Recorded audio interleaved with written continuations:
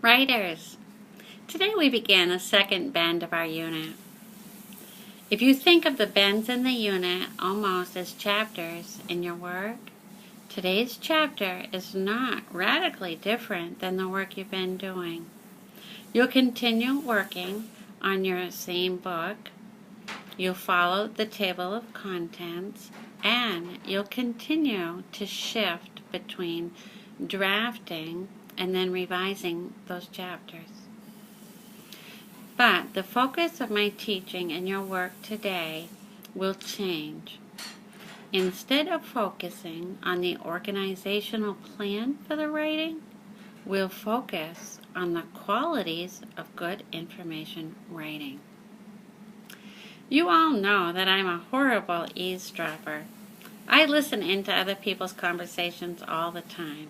Well, yesterday evening, I was on my way home and I was in the store when I heard a mother ask her son how his day at school was.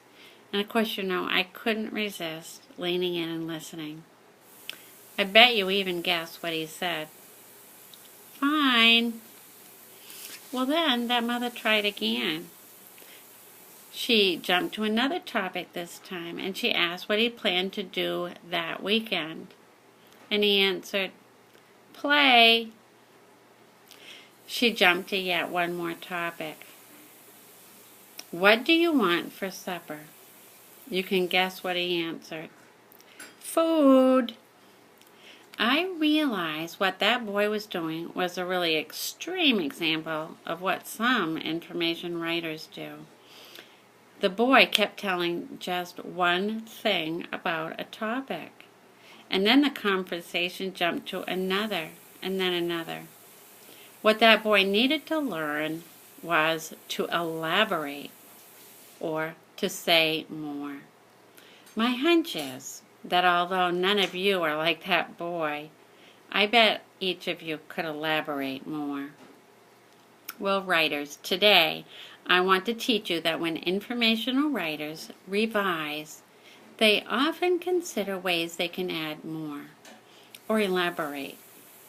Information writers can learn to elaborate by studying mentor text, taking note of all the different kinds of information the writers use to teach readers about subtopics. Writers, when you were working on stories, you learned that instead of taking giant steps through the event, it's important to tell the story bit by bit, including details, dialogue, and thinking. When you learn to write bit by bit, as narrative writers, you are learning to elaborate. Information writers also need to elaborate, whereas narrative writers sometimes reread a draft, decide on the heart of the story, and then stretch that part out by adding what the character said or did.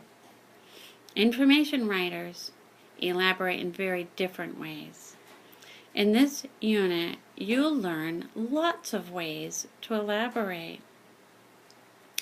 Whenever I want to do something as a writer, I find it helps to look at a text and to search for instances when the author did whatever I want to do. So I've been rereading our book, Deadliest Animals. Melissa Stewart already taught us about logical sequence for a table of contents. I knew she could teach me new ways to elaborate. Remember earlier we talked about different ways to organize our text? We looked at some different things that we could include in our stories, in our information books. Let's look at that list. On the list, quotations from someone else, maybe that has spoken to you about your topic, or you've read about that person, what that person said in writing. You can include statistics, which are numbers, Antidotes, those are little stories.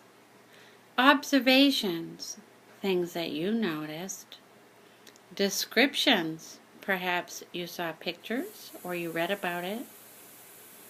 Vocabulary words, those expert words.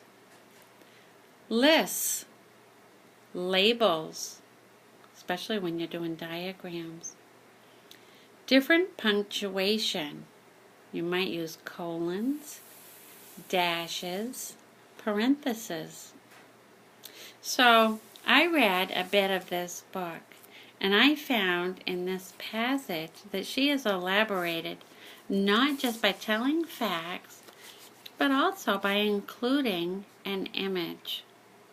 She uses what she knows about the topic to make a picture in her mind, an image, and use that image to help readers picture her topic. Listen while I read to you what she wrote. Hippopotamuses are usually gentle giants. During the day, they lounge and snooze in shallow water holes. At night, they lumber onto land and munch on grasses and leaves.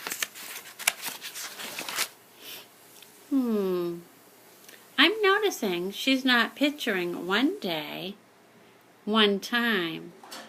She's picturing her subject doing something typical, something that the subject would do most days. Let me try that. My chapter on this history of cockroaches could use that kind of elaboration. It starts like this. Cockroaches have been around for a long time. There are many different kinds of cockroaches. However, there is only one species of cockroach that most people think about when they think about cockroaches, the German cockroach. Okay, that was my beginning paragraph in the history of cockroaches. Now let me try to picture cockroaches.